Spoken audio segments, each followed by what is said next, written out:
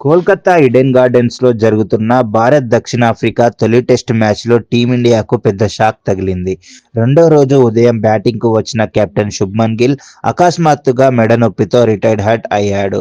దక్షిణాఫ్రికా తొలి ఇన్నింగ్స్ 159 పరుగులకే కుప్పకూలిన తర్వాత భారత్ బ్యాటింగ్ ప్రారంభించింది. వాషింగ్టన్ సుందర్ వికెట్ పడిన వెంటనే గిల్ క్రీజుకు వచ్చాడు. అయితే సైమన్ హార్మర్ వేసిన బంతికి స్వీప్ షాట్ ఆడే ప్రయత్నంలో గిల్ మెడ దగ్గర తీవ్రమైన నొప్పిని ఫీల్ చేశాడు. వెంటనే హెల్మెట్ తీసేసి ఫిజియోను పిలిచాడు. చికిత్స చేయించిన నొప్పి తగ్గకపోవడంతో గిల్ రిటైర్డ్ హర్ట్ గా మైదానం వదిలిపోయాడు. ఆ సమయానికి అతని ఖాతాలో కేవలం 4 పరుగులే ఉన్నాయి. యశస్వి జైస్వాల్, సుందర్ వికెట్లతో పాటు గిల్ బయటకు వెళ్లడం వల్ల భారత్ ఒత్తిడిలో పడింది. అయినప్పటికీ దిగువరాని బ్యాట్స్మెన్ పోరాడడంతో భారత్ తొలి ఇన్నింగ్స్ 189 పరుగులకు ముగిసింది.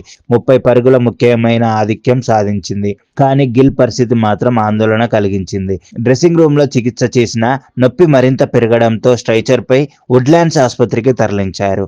అక్కడ స్కాన్లు, ఎంఆర్ఐలు చేసిన అనంతరం ఇది నెక్ స్పాసమ్ అని తేలింది.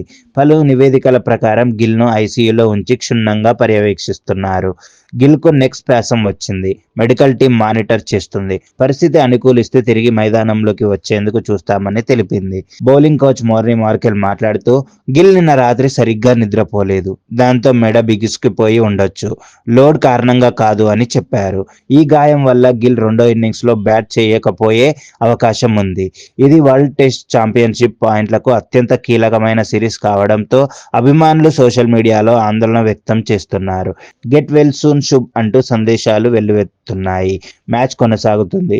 భారత్ బౌలర్లు ఇప్పుడు దక్షిణాఫ్రికా రెండో ఇన్నింగ్స్ ను కట్టడి చేయడంపై దృష్టి పెట్టాలి. గిల్ ఆరోగ్యం మెరుగుపడాలని ప్రతి ఒక్కరూ కోరుకుంటున్నారు.